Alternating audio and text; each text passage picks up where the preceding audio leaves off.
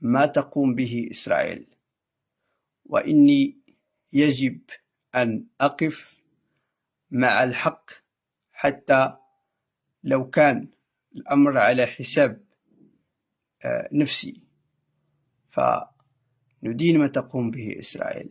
نحن نريد العيش بسلم وسلام مثل ما نعيش في المغرب.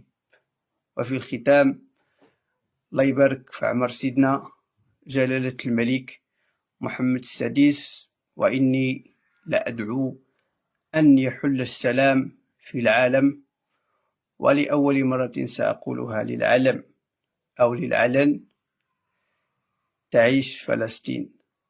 ولكن نحن ضد الصهيونية، ندين ما تقوم به في حق الأبرياء. والسلام عليكم.